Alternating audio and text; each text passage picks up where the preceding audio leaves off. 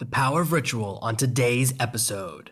Today's episode is brought to you by FreshBooks. Accounting and bookkeeping mistakes destroy thousands of small businesses every single day. Bookkeeping doesn't have to be hard. Turn to the #1 invoicing software for small businesses. Start for free today at servenomaster.com/FreshBooks. Are you tired of dealing with your boss? Do you feel underpaid and underappreciated? If you want to make it online, fire your boss and start living your retirement dreams now, then you've come to the right place. Welcome to Serve No Master Podcast, where you'll learn how to open new revenue streams and make money while you sleep. Presented live from a tropical island in the South Pacific by best-selling author Jonathan Green. Now, here's your host.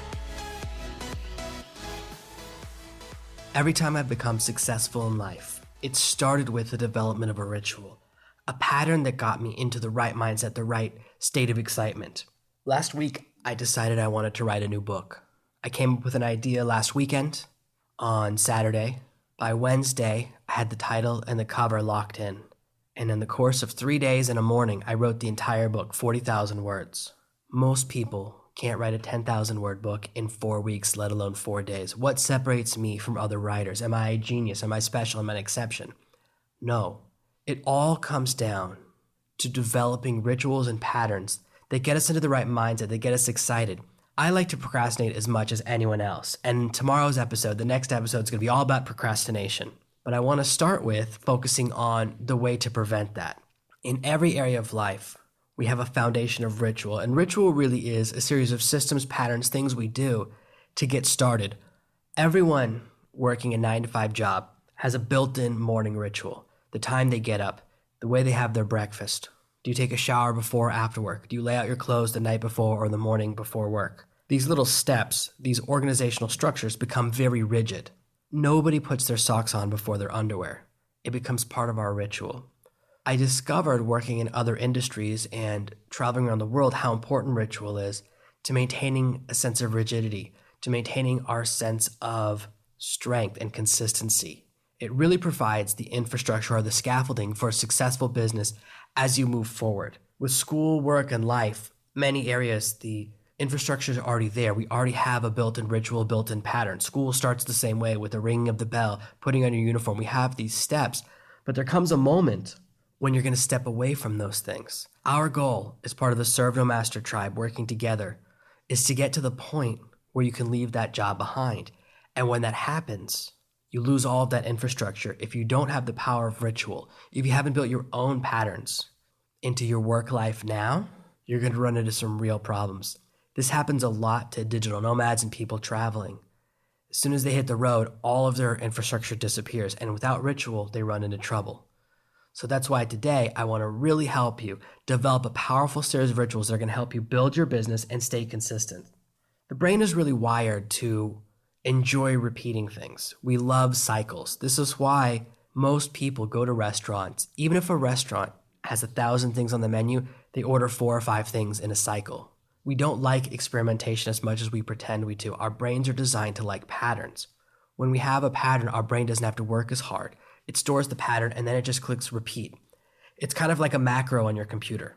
You can tell your computer that when you push a certain character, it's going to take 7, 10, 20 actions. Our brains are programmed the same way. This is why we always drive the same way to work. From your house to your office, there are probably 3 or 4 routes you could take. 99% of people, 99% of the time, take the exact same route every single time. Even if you have a different route to and from work. You take Route A to work and Route B back. The thought of taking Route B to work and Route A back, it just sounds weird or broken. We have these patterns in many areas of our life. Try sleeping upside down in your bed. The bed's the exact same size, but it feels weird and unnatural. We all sleep with our feet towards the door. Sleep with your head towards the door for one night, and you'll see our brain doesn't like when we break patterns. Here's what's amazing about that. I did an experiment about sleeping in college. Me and my roommate switched to sleeping with our heads towards the door. We reversed the traditional ritual, and we discovered that after a few weeks, it became normal to us, and switching back became weird. We get locked into patterns, and when we change them, we get locked into new patterns. You lose all of the ritual infrastructure around you when you quit your job. Suddenly, you can get up whenever you want to. You don't have to drive to work at a certain time. You don't have to deal with rush hour. You don't have to build plans around other people's rules. Many people, when they leave their job behind, they go home and their work really diminishes. If you build an entire business working 2 hours a day and get to the point where you can leave your job behind, suddenly you have 8, 10, or 12 hours available to work. Your productivity often drops through the floor. Your efficiency disappears, and I don't want that to happen to you. The more efficiently you use your time, the more free time you get. We start by building a ritual, and the ritual makes us comfortable. It breeds this sense of familiarity. When we do the same thing over and over again, suddenly our fears disappear. Ritual, more than anything else, is about silencing distractions and the fears in the back of your mind that say you might not make it, you might not be able to do it, you're not doing the right thing. We all have fears we go through. Very recently, I've been through several shocks in my business. Over the past 2 weeks, I discovered that I have to change my payment processor, my membership software, the platform, which my entire website is built on, all of the infrastructure, and the hosting company. I ran into a series of problems that, working together, all cascaded. It would be very easy for me to collapse, roll up into a ball, and start crying. I woke up Sunday morning and discovered that my membership site was no longer working for my customers. The videos were no longer playing. When you have hundreds of videos and you spend months building something, it's very stressful to discover it's not working. I had a strong feeling about the cause of the problem, but when it's not working, sometimes you just want to run away from everything. And you get this fear, even at my level, even when you've been running a business for a long time, sometimes things happen that are outside your control. In particular, with this specific problem, I thought it was caused by my hosting company, and I accused them of changing a file on my server. I knew they'd made a change Friday, then unmade it Saturday, and something had gone wrong. I was 99% sure they'd reverted to a file that was 6 weeks old. Instead of reactivating the new version that had been edited and corrected and was working properly, they reactivated one that was 2 months old, 6 weeks old, and basically brought back a bunch of problems that they'd fixed months ago and in the past. I spoke to tech support. They said, no way, it's not us. We didn't do anything. It's definitely a problem with your software. It's your fault. You made a change. I hadn't logged into the website in 2 days. How could it possibly be my fault? Doesn't matter. They were adamant. They blame me. I then reached out to a specialist, a third-party guy. And I said, here's the problem I'm running into. I need to jump servers. He said the same thing. He said it was my fault. No way, it was caused by the host. I switched hosting companies. It took 7 hours to switch to a new provider to get my website moved over and everything. Immediately, the website began working perfectly. All of tech support, the old hosting company, dead wrong. This third-party provider, this tech support guy, the specialist who I was going to bring in for a large project, he just got fired because he was dead wrong. The only way I got through that stressful day was by locking into my rituals, my patterns that tell me don't quit and continue working through the day. When you have a series of rituals, when you face these challenges and fears, they don't crush you. You're able to endure them. Every time I sit down to write a book, I think it's going to be terrible. It's hard to admit that, but I want to be really honest with you. There's a part of me that thinks the new book I wrote will be awful. It's a very small part of me. It's not the majority, but in every one of us, we have this voice in the back of our heads that says, don't even bother. It's not going to be good. Don't release it. I sent the final version of the book off to the editor about 2 hours ago. I almost canceled. I almost didn't hire him to edit the book. I almost said, wait, I shouldn't even do this. Why release this book? It's not going to be good. These little fears, they creep up into our minds and they come from nowhere. I know I'm a good writer. I've sold so many books. I should be totally confident. That's what we all hope. When we get to the top of the mountain, we think all of our books will be good. How many amazing actors have appeared in a terrible movie? How many great writers have eventually written that terrible book? The fear of failure doesn't disappear, but having a powerful ritual, a pattern, helps us overcome these fears and get the job done.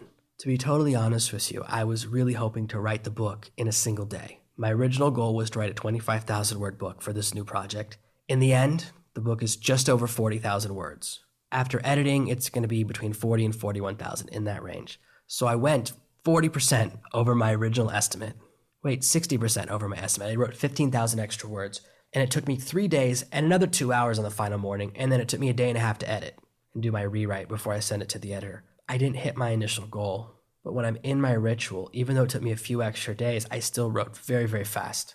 13,000 words a day is pretty good, in addition to recording podcast episodes, editing podcast episodes, writing the show notes for the episodes. I still wrote those all myself, working on other products for clients. I didn't even work exclusively on this project, but to sit down and focus for that long requires ritual. It's very hard for many people to sit down for 8 hours straight and just write. When you have ritual, it builds comfort, and that builds confidence because you're then in a rhythm that you're familiar with and you understand. And it becomes a crucial bulwark to establishing your business and maintaining your productivity when you leave your boss behind.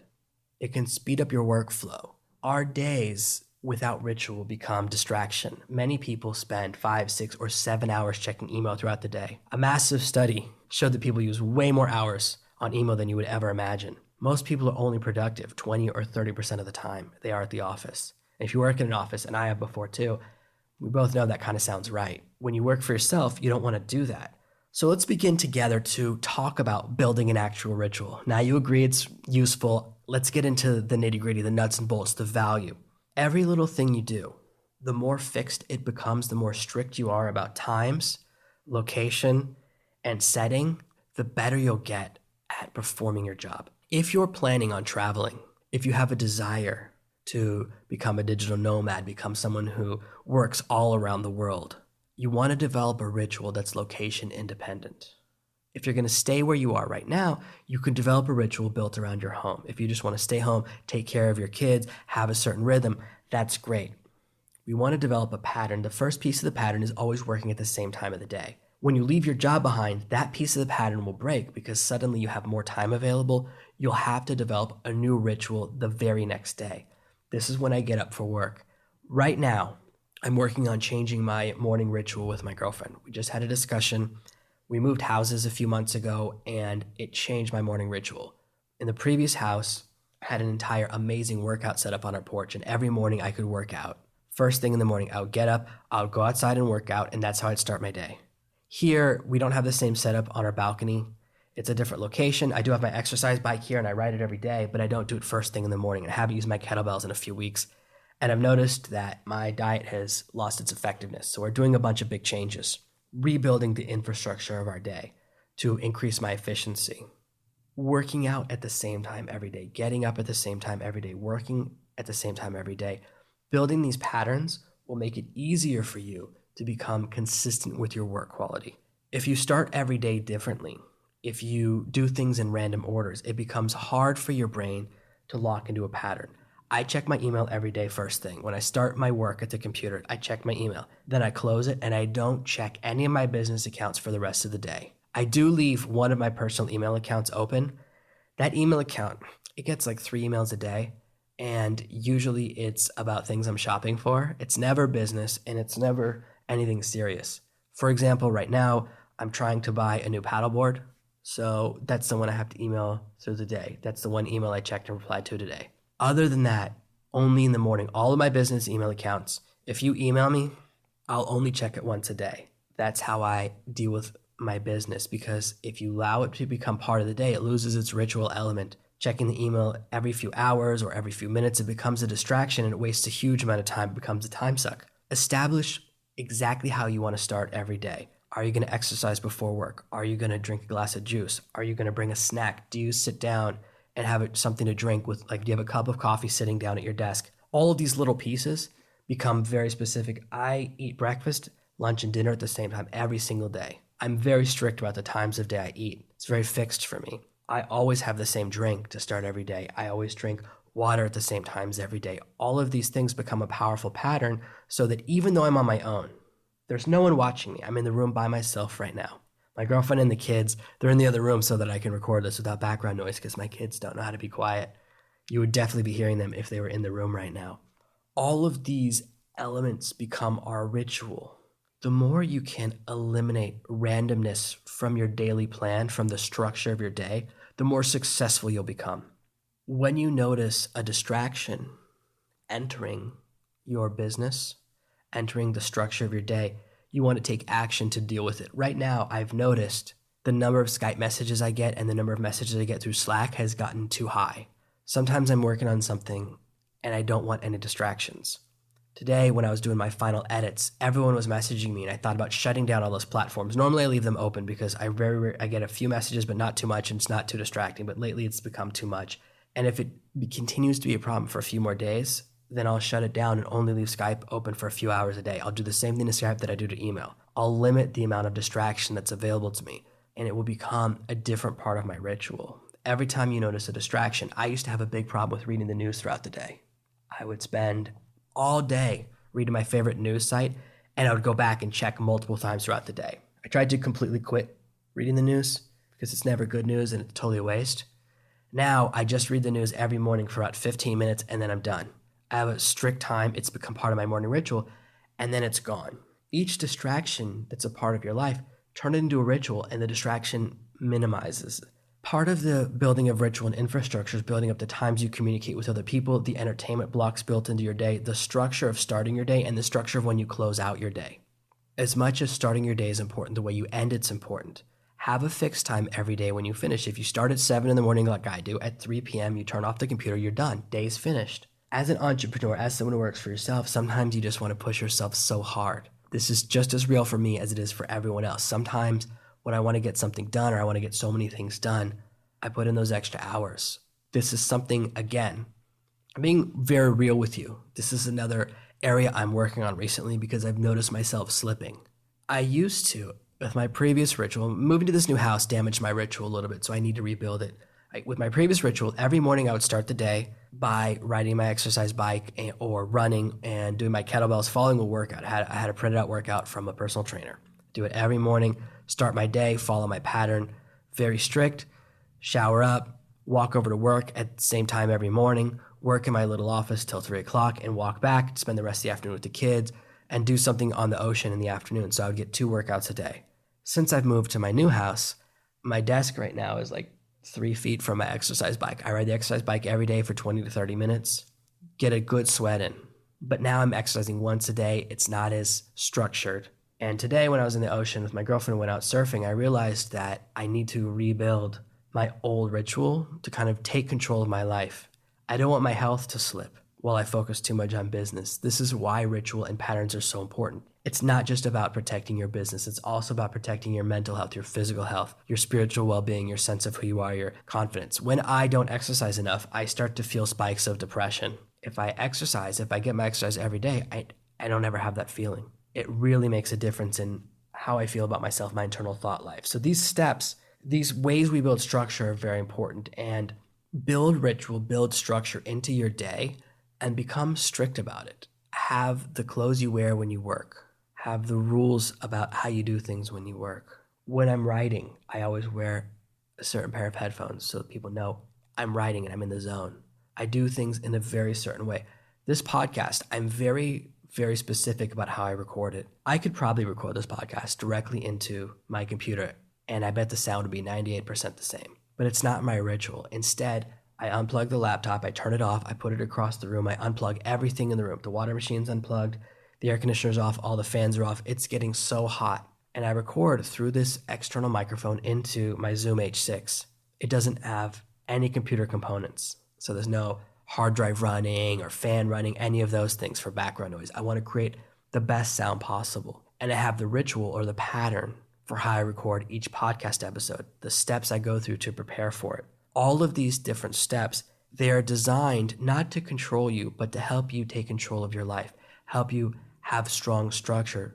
Some people use the Pomodoro technique. They develop a very specific structure for what they're going to do every 20 minutes or every 40 minutes throughout the day. Creating an external structure to control your day is the best way to maximize your productivity and keep yourself from going crazy. If I didn't eat lunch at the same time every day, it would be very easy for me to lose track of time and work too long straight, hurt my back, hurt my arms. Sitting at a desk for too long, even when you love what you're doing, you can still hurt your body. You end up losing track of time and the whole day disappears. Having the moments in the day where you have your break, where you go to the bathroom, where you have lunch, having these things at fixed times, it also allows you to prepare for them so you don't put a meeting at the same time. All of these pieces of building a structure, they're the key to really succeeding online, and ritual has helped me in every area of my life to achieve success. Developing patterns that get me into the right state to write, the right state to work, help me overcome my fears. Whenever I'm nervous about something, I go through my rituals and suddenly those fears disappear. I just start doing the job. It really helps me to overcome my procrastination and put myself in a powerful state. Tomorrow, we're going to talk even more about overcoming procrastination because I know that's one of the things that really kills young, new startup businesses.